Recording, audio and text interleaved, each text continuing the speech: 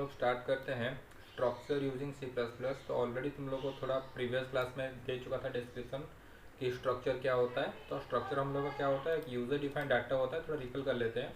तो स्ट्रक्चर हम लोग का क्या था, एक यूज़र डिफाइंड डाटा था। यूज़र डिफाइंड डाटा था।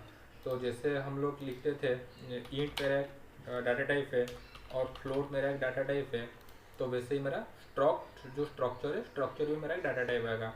तो इसका सिंटैक्स मेरे पास क्या था, तो सिंटैक्स था मेरे पास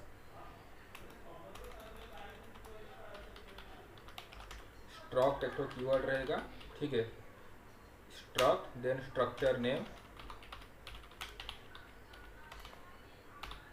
उसके बाद थोड़ा कॉल ब्रेकर स्टार्ट एंटर। यहाँ पे जितना सा डाटा देना होगा डाटा दे दो। इसके बाद ये तो स्ट्रक्चर हम लोग का, तो ये सिंटैक्स तो था, तो ये तो मेरा सिंटैक्स था। तो स्ट्रक्चर का मतलब क्या था, तो स्ट्रक्चर नॉर्मल मेरा यूज़ होता था हेटेरोजेनियस डाटा टाइप के लिए। Collection of heterogeneous data type ही होता है, मतलब जो कलेक्शन ऑफ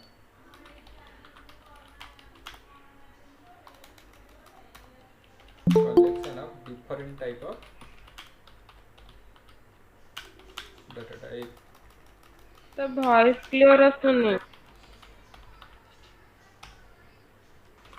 तो ये होता है मेरा collection of different type of data type. इसका मतलब क्या होता है, मतलब यहाँ पे मैं आर में जैसे हम लोग लिखते थे कि same type of data type लेते थे, जैसे कि इंटीजर बोलने से जितना सारा डाटा लेंगे इंटीजर टाइप ऑफ लेंगे। अगर फ्लोट लेते थे आर में तो जितना सारा डाटा टाइप लेते थे फ्लोट में लेते थे। तो आर में हम लोग कैसे लिखते थे, जैसे कि हम लोग लिखते थे इंट, सपोज एक्स ऑफ 5 लिखा, तो यहाँ पे मैं क्या लिखता था, तो यहाँ पे मुझे जितना सारा डाटा दूंगा सारा का सारा मुझे इसमें ही देना पड़ता था, इंटीजर टाइप का ही देना पड़ता था, ठीक है। तो सपोज मैं 4 डाटा लेके छोड़ दिया इसको, ओके। तो ये मेरा आर ए कलेक्शन था। लेकिन स्ट्रक्चर में क्या होता है, मैं different type of data type ले सकता हूँ। जैसे कि सपोज मैं रोल नंबर के साथ कुछ कैरेक्टर टाइप ले सकता हूँ, इंटीजर का टाइप कैरेक्टर टाइप ले सकता हूँ, तो वैसे टाइप का। तो सपोज एक एग्जांपल लेते हैं। सपोज मुझे कुछ सबसे पहले मुझे स्ट्रक्चर में डाटा टाइप क्रिएट करना पड़ता है। सोचो कि मुझे क्या करना है, एक स्टूडेंट का एक स्ट्रक्चर लेना है जिसमें मैं रोल नंबर और उसका नेम लूँगा। तो ये चीज़ मैं रखना चाहता हूँ, ठीक है। तो सबसे पहले मैं बोलता हूँ कि स्ट्रक्चर एक तो डाटा टाइप है, ठीक है। तो इसका मतलब खाली स्ट्रक्चर बना देने से मेरा मेमोरी ऑक्यूपाई नहीं होता। सपोज मैं इसे लिख रहा हूँ स्ट्रक्ट, सपोज मैं स्टूडेंट लिखा, इसका मतलब स्टूडेंट मेरा एक डाटा टाइप अभी बनेगा, ठीक है। सपोज इसमें मैंने दिया int roll and floor, suppose character name ले लिया, यहाँ पे साइज ले जा रहा हूँ 30।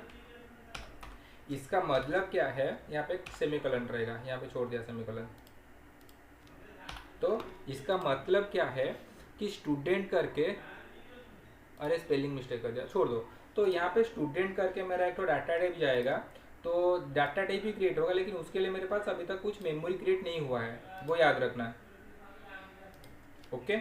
तो जैसे हम लोग खाली इंट लिखने से मेरा कोई मेमोरी नहीं जाता, तो मैं क्या करता हूँ इंट एक्स लिखता हूँ। इसका मतलब एक्स मेरा एक तो मेमोरी होता है जो क्या करता है ना, इंटीजर टाइप ऑफ डाटा लेता है। तो उसी हिसाब से हम लोग जब स्टूडेंट लिखते हैं तो स्टूडेंट में कुछ नहीं जाता, तो स्टूडेंट के अंदर मुझे एक तो क्या करना पड़ेगा, एक तो डाटा टाइप क्रिएट करना पड़ेगा, और मतलब उसके लिए एक तो वेरिएबल क्रिएट करना पड़ेगा। तो मैं कैसे वेरिएबल यहाँ पे क्रिएट कर सकता हूँ, तो स्ट्रक्ट या स्ट्रक्चर नेम स्टूडेंट, उसमें सपोज मैंने S1 लिया और S2 लिया। इसका मतलब यहाँ पे मेरा क्या हुआ, S1 एंड S2 करके दो ठो मेमोरी क्रिएट हुआ यहाँ पे मेरा, ठीक है। ये हुआ हमारा S1, ये हो गया हमारा S2। तो ये रहा हमारा S1 और ये रहा हमारा S2, ओके। तो यहाँ पे दो डाटा टाइप क्रिएट हुआ, ये जो वेरिएबल हुआ, दो वेरिएबल क्रिएट हुआ। ये दोनों वेरिएबल कौन सा टाइप का डाटा लेंगे, स्टूडेंट टाइप का डाटा लेंगे। स्टूडेंट टाइप का डाटा लेंगे का मतलब क्या होता है, स्टूडेंट टाइप डाटा लेंगे का मतलब होता है इसमें स्टूडेंट में मेरा जैसा जैसा डाटा है इसमें भी उसी टाइप का डाटा जाएगा। मतलब यहाँ पे जैसे मेरा स्टूडेंट में मैं डिजाइन किया था, एक रोल नंबर जाएगा इंटीजर टाइप, एक नेम जाएगा कैरेक्टर टाइप। तो यहाँ पे भी मेरा क्या जाएगा, एक रोल जाएगा और एक नेम जाएगा, ठीक है। रोल क्या हो गया, मेरा इंटीजर टाइप डाटा हो गया ये मेरा, ठीक है। और नेम मेरा क्या हो गया, कैरेक्टर टाइप डाटा हो गया। और इसको अगर मैं इंडिविजुअल एक्सेस करना चाहूँ तो ये मेमोरी प्लेस को इंडिविजुअल कैसे एक्सेस करूँ, वो मेमोरी, वो वेरिएबल नेम, एक डॉट ऑपरेटर, वो फील्ड नेम रोल, और इसको एक्सेस कैसे करूँ, S1 डॉट नेम। उसी हिसाब से इसको कैसे एक्सेस करूँ, S2 डॉट रोल, और S2 डॉट नेम। तो ये हो गया मेरा स्ट्रक्चर टाइप। ठीक है, तो इसको अगर हम लोग प्रोग्राम में देखते हैं कि कैसे इसको हम लोग एक्सेस कर पाते हैं, तो प्रोग्राम इसका मैं कैसे लिखूंगा, तो ऑलरेडी प्रीवियस क्लास में थोड़ा बोल दिया था, फिर से मैं इसका एक तो प्रोग्राम लिख रहा हूँ। सपोज इसको मैं सेव कर रहा हूँ, स्ट्रक्ट डेमो, सेव किया, struct struct demo 2 dot cpp, C++ से इसलिए cpp में सेव किया। तो यहाँ पे लिखा हैज इंक्लूड iostream, ओके, और यूजिंग नेम स्पेस std, यहाँ पे लिखा सपोज इंट मेन, ओके। तो यहाँ पे ले लिया अभी एक लिया इंटीजर, पहले ले लिया। अच्छा, मेन के पहले मैं क्या कर रहा हूँ, तो स्ट्रक्चर का डाटा टाइप क्रिएट कर देता हूँ। तो यहाँ पे मैं ले रहा हूँ स्ट्रक्ट स्टूडेंट, ओके। तो स्ट्रक्ट स्टूडेंट यहाँ पे लिया suppose int roll, then character name, यहाँ पे ले लिया सपोज साइज ले दे रहा हूँ 30, ओके, सेमीकोलन। तो इसमें एक्चुअली स्ट्रक्चर में मेरा टाइप डेप अलग अलग कॉन्सेप्ट यूज है, तो हम लोग इतना डेप्थ में नहीं जा रहे हैं अभी के लिए, हम लोग बस सिंपल में जा रहे हैं। तो इंट मेन में लिया, मैंने क्या किया, पहले स्ट्रक्ट स्टूडेंट S1 S2, दो तो वेरिएबल क्रिएट किया S1 एंड S2 करके। ठीक है, तो मैं क्या करूँगा, पहले वेरिएबल लेते हैं S1 एंड S2 में, उसके बाद उसको हम लोग शो करवाएंगे। पहले यहाँ पे डाटा को गेट करते हैं, गेट डाटा, तो मतलब पहले हम लोग डाटा को लेंगे, उसके बाद हम लोग डाटा को दिखाएंगे। ठीक है, तो यहाँ पे मैं कर सकता हूँ, तो सपोज यहाँ पे मैं लिख रहा हूँ सी आउट, यहाँ पे सपोज दिखाया एंटर स्टूडेंट डिटेल्स,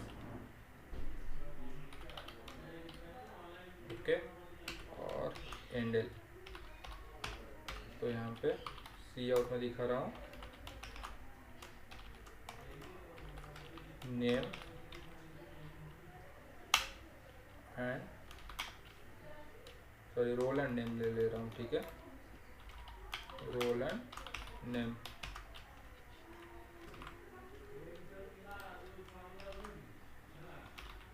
एंडल।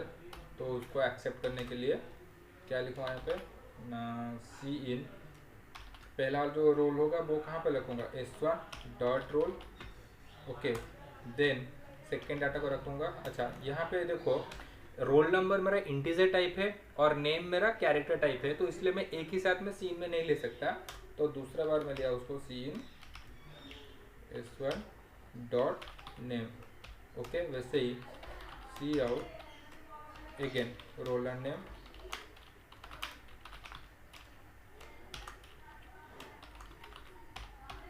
ओके। तो यहाँ पे मैं क्या लिखूँगा, cin suppose S2 dot role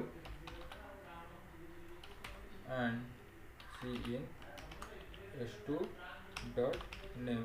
इसका मतलब मेरा S1 dot name and S1, देखो यहाँ पे मेरा S1 डॉट रोल में कुछ डाटा रह गया, पहला डाटा जो यहाँ पे था ये चीज़, तो S1 डॉट रोल का मतलब होता है क्या, तो पहला डाटा जाएगा S1 डॉट रोल में, S1 डॉट नेम मतलब सेकेंड डाटा जाएगा S1 डॉट नेम में। वैसे ही यहाँ पे S2 डॉट रोल में सेकेंड रोल जाएगा, सेकेंड नेम मेरा यहाँ पे S2 डॉट रोल में जाएगा। अभी उसको हम लोग अगर शो करवाना चाहते हैं शो डाटा, तो यहाँ पे मैं बस दिखा रहा हूँ कि सी आउट, यहाँ पे दिखाएगा पहले रोल, थोड़ा टैब दे के नेम, ठीक है, और उसके बाद एंडल। यहाँ पे दिखा रहा हूँ सी आउट में पहले दिखाऊंगा रोल, तो S1 डॉट रोल, थोड़ा टैब दे के S1 डॉट नेम। वैसे ही सी आउट में S2 डॉट रोल, थोड़ा टैब दे के S2 डॉट नेम, ओके। उसके बाद रिटर्न, इसको अभी मैं सेव किया। अभी अगर इसको हम लोग रन करके देखते हैं, तो मैं रन कर रहा हूँ इसको, कि पहले मुझे जानना है मेरा डेस्टिनेशन फोल्डर में G++ file name struct demo2.cpp। एक चीज़ याद रखना, जो लोग तुम लोग में से इमुलेटेड टर्बो C++ यूज़ कर रहे हो उनके लिए ये सब नहीं चाहिए, बस सिंपली बोलो यहाँ पे iostream.h होगा, यहाँ पे नेम स्पेस यूज़ करने की ज़रूरत है नहीं। अगर इंटीजर में मेन लोगे तो रिटर्न 0 करेगा, और इसको तुम लोग नॉर्मल कंपाइल करके उसको रन कर सकते हो, ठीक है। तो यहाँ पे इसको पहले मैं कंपाइल किया तो वो भी आ रहा है, ओके। तो अभी उसका आउटपुट के लिए ए, तो रोलैंड नेम सपोज 1 दिया, यहाँ पे अमित दिया, देन 2 दिया, यहाँ पे सपोज विनीत दिया, तो वो मुझे दिखा रोल 1 नेम अमित, रोल 2 ये विनीत हुआ। इसका मतलब ये जो पहला डाटा लेके वो रखा कहाँ पे रखा, s1.roll में, देन से क्या s1.name में नेम उसका, सेकेंड स्टूडेंट का डाटा s2.roll s2.name। तो यहाँ पे मेरे पास एक एडवांटेजेस क्या हो रहा है ना, हर स्ट्रक्चर के लिए मेरे पास यहाँ पर अलग अलग वेरिएबल है। सोचो कि ये मेरा एक तो स्ट्रक्चर है जो कि मेरा बस डिज़ाइन किया हूँ, इसको ये ऑक्यूपाई नहीं कर रहा हूँ, बस इसको डिज़ाइन किया हूँ। तो जो जो भी मतलब ये डाटा टाइप है जो भी तुम सोच लो, तो ये स्टूडेंट जो है यहाँ पे मुझे इंडिविजुअल अलग अलग मैं क्या कर सकता हूँ, स्टूडेंट ले सकता हूँ। सपोज ये मेरा स्टूडेंट 1 है, ये मेरा स्टूडेंट 2 है, ये मेरा स्टूडेंट 3 है, स्टूडेंट 4, स्टूडेंट 5, स्टूडेंट 6, ऐसे करके जितना मैं चाहूँ। तो ये सब इंडिविजुअल स्टूडेंट हो सकता है किसके अंडर में ना, स्टूडेंट डाटा टाइप के अंडर में, ठीक है। ये उसका एडवांटेज है कि यहाँ पे क्या हो रहा है, सब इंडिविजुअल मेमोरी स्पेस सब क्रिएट कर रहे हैं सब, ठीक है। तो ये होता है स्ट्रक्चर। और अभी आगे अगर देख रहे हैं तो यहाँ पे और एक प्रॉब्लम क्या हो रहा है कि मुझे यहाँ पे 2 स्टूडेंट था करके मुझे इसे बार बार 2 स्टूडेंट का नाम लिखना पड़ा। सपोज सोचो मुझे 500 स्टूडेंट या 10 स्टूडेंट का डिटेल चाहिए होता है, तो वहाँ पे मैं कैसे करूँ। तो हम लोग वहाँ पे आरए कॉन्सेप्ट यूज़ कर सकते हैं, ठीक है। आरए में मेरा कॉन्सेप्ट क्या था ना, सेम टाइप ऑफ डाटा का कलेक्शन होगा, जिससे मैं यहाँ पे सपोज लिख रहा हूँ कि इंट x5। इसका मतलब क्या हुआ ना, मेरे पास एक मेमोरी क्रिएट हुआ, जिस कॉन्टिग्यूस मेमोरी क्रिएट हुआ जिसमें कितना था मेरे पास स्पेसेस है, तो यहाँ पे 5 मेमोरी स्पेस है मेरे पास, ठीक है। और इन लोगों का इंडेक्स नंबर कहाँ से शुरू हुआ, 0 से, 0 देन 1 देन 2 देन 3 देन 4 तक जाएगा, देन 3 देन 4, ठीक है। तो इसका नाम क्या होगा, x रहेगा। तो इसी हिसाब से तो ये इंटीजर टाइप डाटा सब लेंगे, तो सेम चीज़ में सपोज मैं ऐसे लिख रहा हूँ, स्ट्रक्ट स्टूडेंट, यहाँ पे सपोज a5 लिया, तो इसका मतलब क्या होगा, तो मेरे पास 500 में कॉन्टिग्यूस मेमोरी जाएगा, 500 कॉन्टिग्यूस मेमोरी जाएगा, 1 2 3 4 5। तो इन लोगों का सेम वही इंडेक्स नंबर 0 से शुरू होगा, 0 1 2 देन 3 देन 4। और यहाँ पे स्टूडेंट टाइप का डाटा ही हर एक इंडिविजुअल मेमोरी में जाएगा, तो इसका मतलब ये सब मेमोरी मेरा ऐसे रहा होगा। तो ऊपर वाला मैं शिफ्ट में क्या लूँगा, रोल नंबर लूँगा, और नीचे में क्या लूँगा, नेम लूँगा।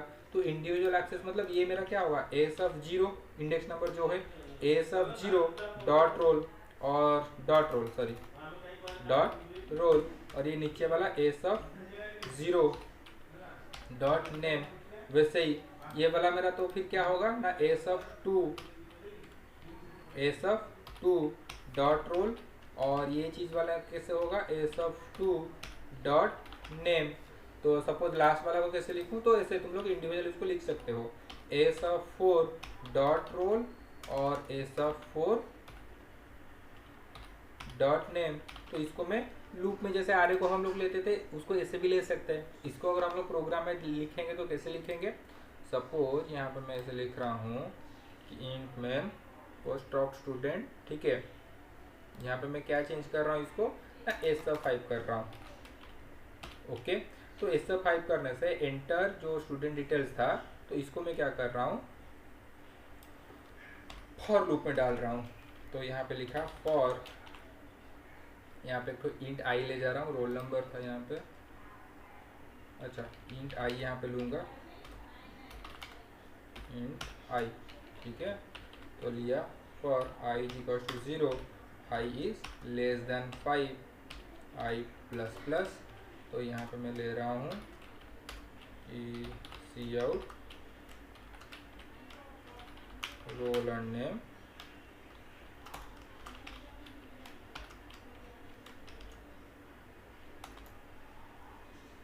ओके। उसको एक्सेप्ट करने के लिए सी इन में एस ऑफ आई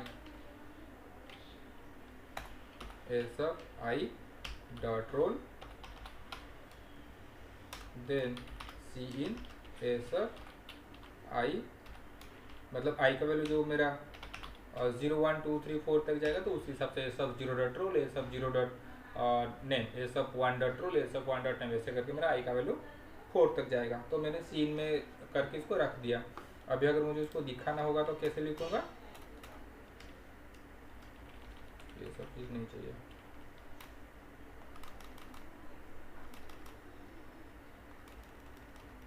तो यहाँ पे वही रोलर नेम रहा है यहाँ पे, तो इसको मुझे डालना पड़ेगा फॉर लूप में। For I is equal to 0, I is less than 5 I plus plus, तो यहाँ पे क्या दिखाऊंगा ना, cout S of I dot roll, ठीक है, थोड़ा स्पेस देके टैप दे दिया, S of I dot name,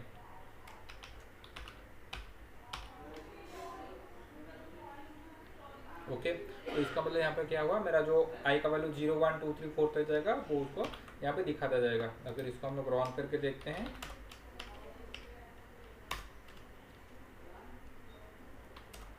तो एंटर रोल नेम, सपोज मैं दे रहा हूँ 1 एंड अमित, सपोज 2 विनीत, 3 सुमित, 4 स्वमित, 5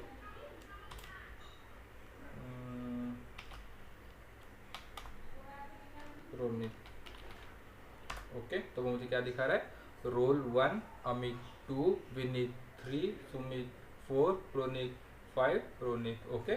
तो ये था हम लोग का क्या होता है, मतलब नॉर्मल स्ट्रक्चर लेके उसको हम लोग अगर चाहेंगे तो उसको आरे कॉन्सेप्ट में दिखा सकते हैं, ठीक है।